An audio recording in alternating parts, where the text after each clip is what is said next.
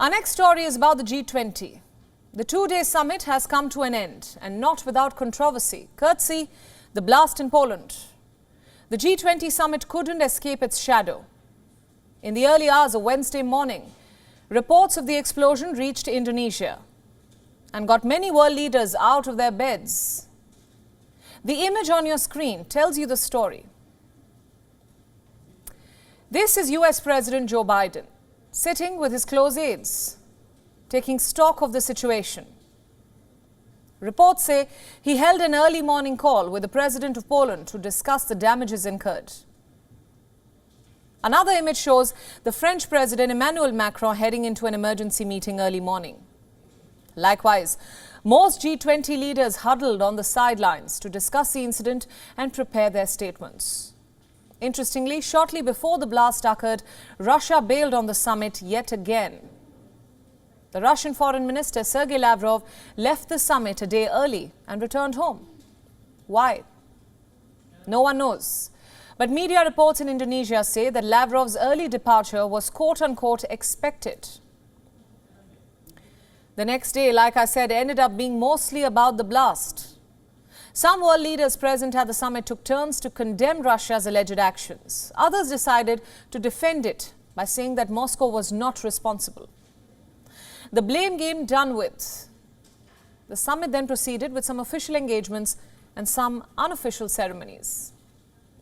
Like this one, Biden's visit to the Tahura mangrove forest. But just as he was climbing a staircase to the venue, he almost tripped, but was saved from a near fall by the Indonesian president, who grabbed Biden's right arm to stabilize him. The clip has gone viral. Biden's critics say this is yet another proof of how he's unfit to govern.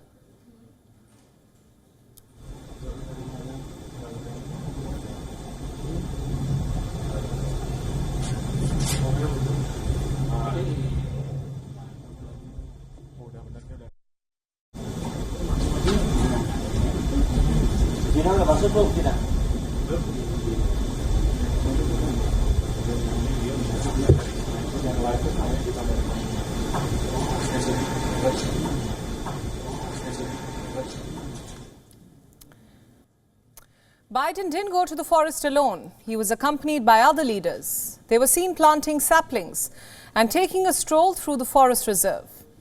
This was an effort by the Indonesian government to showcase its commitment to climate initiatives.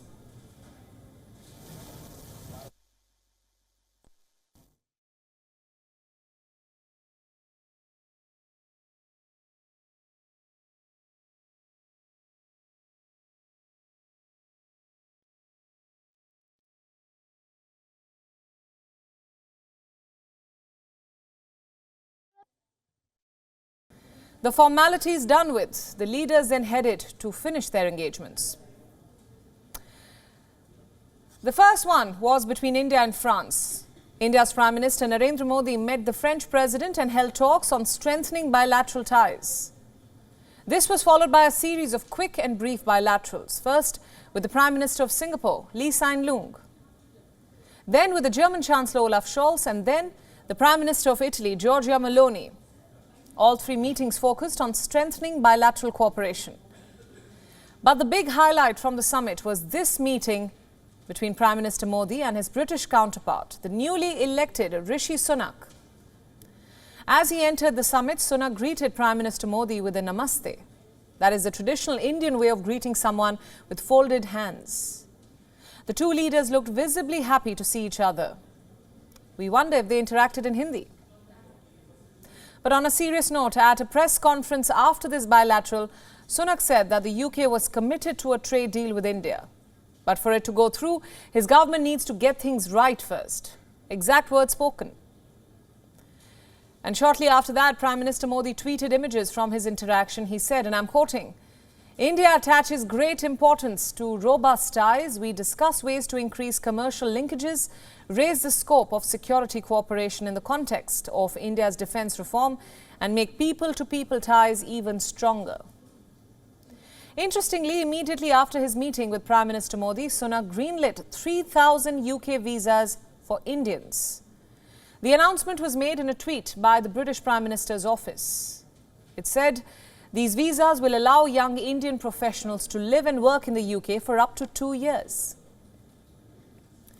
And lastly, the biggest highlight from the summit was India taking over the G20 Presidency from Indonesia. The images were striking.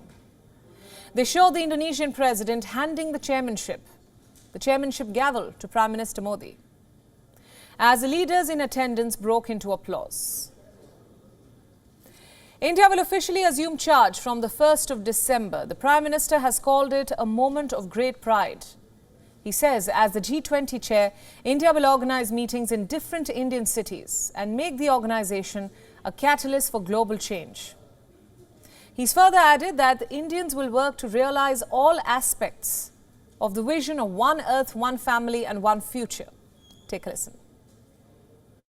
Bharat G20 का जिम्मा ऐसे समय ले रहा है जब विश्व geopolitical तनावों, आर्थिक मंदी, खाद्यान्न और ऊर्जा की बढ़ी हुई कीमतों और महामारी के दीर्घकालीन दुष्प्रभावों से एक साथ जूझ रहा है। ऐसे समय विश्व G20 की तरफ आशा की नजर से देखता है। आज मैं ये आश्वासन देना चाहता हूं कि भारत की G20 अध्यक्षता इंक्लूसिव, एम्बिशियस, डिसिसिव और एक्शन ओरिएंटेड होगी। So at the end of the day, the war in Ukraine may have overshadowed this year's summit. It may have even been the most debated section of the G20 declaration. But there were also consequential outcomes in the form of bilateral deals and engagement, especially for India, which will now head this body of the world's 20 largest economies.